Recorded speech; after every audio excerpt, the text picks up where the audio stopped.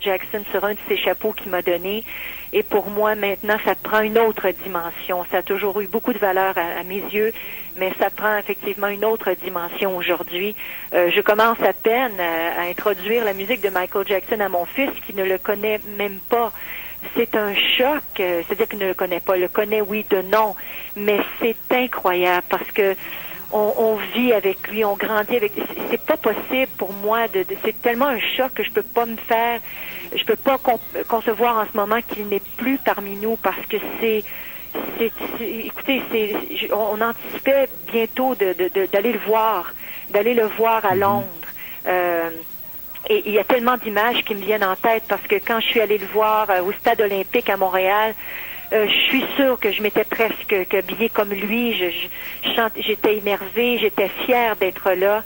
Il est venu voir mon spectacle à Las Vegas. On a côtoyé ensemble après ma prestation. Il s'est assis dans ma loge, on a côtoyé. Il se demandait, il avait plusieurs questions pour moi.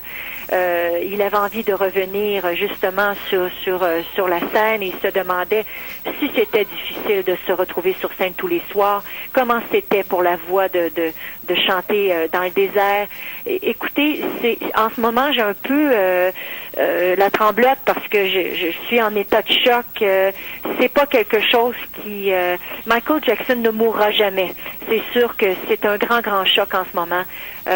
Et je dois vous dire que à la fois de vivre ce choc-là, cette terrible nouvelle, je suis dévastée parce que c'est tellement un grand stress. De vivre comme ça à livre ouvert devant un public qui nous aime, qui nous adore et de vivre comme ça avec une très grande pression. Veut pas, c'est quelque chose qui est au-delà des battements du cœur. Il s'apprêtait à être sur scène. Il a monté ce spectacle que nous ne verrons jamais malheureusement. Mais c'est sûr que la pression devait être tellement immense que le cœur a lâché. Donc c'est une grande perte pour nous tous. C'est ça, son défi, c'était d'être à la hauteur du mythe. Il était devenu un mythe, un peu comme Elvis Presley, et juste à envisager ça, Roch Denis disait tantôt, juste à envisager ça, ça devait être un stress épouvantable. Ça devait être un stress épouvantable. Il était plus grand que lui-même, il était plus grand que la vie elle-même, et je pense que ce stress-là était tellement immense que c'était trop fort pour lui. Et puis, Vous êtes probablement une des seules à pouvoir le comprendre sur la planète. Là, ce genre de stress-là, c'est un stress total et absolu et qui se vit devant les autres.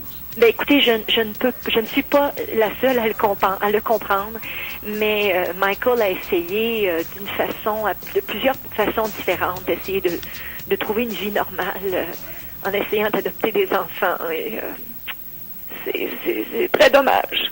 Avez-vous l'impression qu'il a réussi à mener une vie normale? Tantôt, un de ses admirateurs à qui nous ont parlé, un journaliste du Paris Match, disait « J'espère pour lui qu'il a eu des moments de bonheur, mais j'en doute. » J'en doute aussi, malheureusement. Je ne pense pas que ça a été possible pour lui de vivre des moments normaux. Comme vous le disiez tout à l'heure si bien d'ailleurs, Elvis Presley, c'est la même chose. Prendre des cachets pour s'endormir, prendre des cachets pour se réveiller, prendre des cachets pour performer, prendre des cachets pour essayer de rêver des choses. On ne sait pas parce que Michael Jackson a été quelqu'un quand même, on vivait avec lui, mais est-ce qu'on le connaissait vraiment?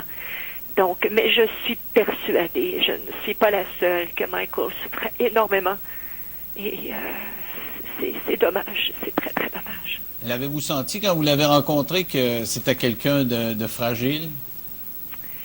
C'est sûr que Michael ne s'habitait pas complètement. C'est sûr que je ne sais pas si je sentais cette fragilité, mais on a toujours eu envie, en tout cas à chaque fois où j'ai eu le privilège de le côtoyer, cette sensation de vouloir le sauver, de vouloir le prendre dans ses bras, puis d'avoir envie d'être près de lui pour le sauver de quelque chose qu'on sait pas quoi exactement, mais on savait qu'il souffrait, on savait que c'était pas normal de le voir agir, de réagir et d'essayer de vivre.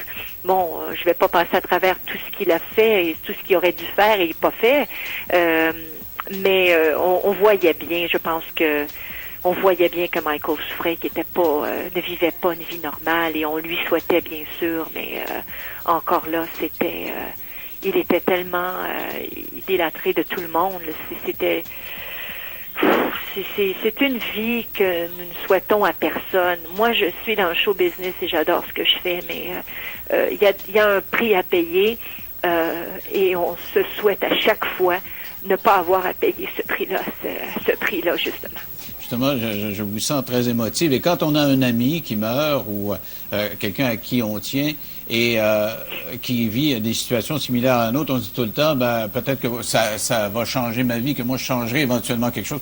Est-ce que ça risque de créer une prise de conscience chez vous, quelque chose, par rapport à votre métier, j'entends? C'est sûr que par rapport au métier, je trouve que j'ai eu beaucoup de chance jusqu'à maintenant d'être à l'âge où je suis rendue en ce moment, d'avoir fait une carrière comme d'une telle ampleur et d'avoir eu justement ma famille près de moi, parce que je pense que ça a été difficile pour Michael aussi d'avoir une stabilité familière. Je vais pas rentrer dans les détails, mais je pense que mon grand succès à moi, ça a été ma stabilité émotionnelle, amoureuse et familiale. Mais je souffre beaucoup pour sa famille aujourd'hui. C'est une perte pour nous tous. Mais j'offre mes condoléances à sa famille et que donc c'est une grande perte et on se doit de l'accepter du mieux possible, mais c'est une personne qui vivra pour toujours, effectivement.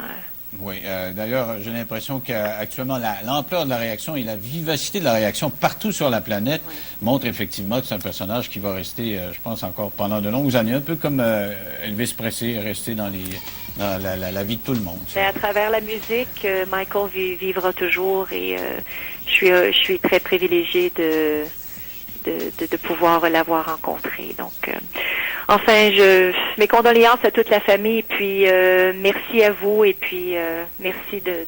Merci beaucoup.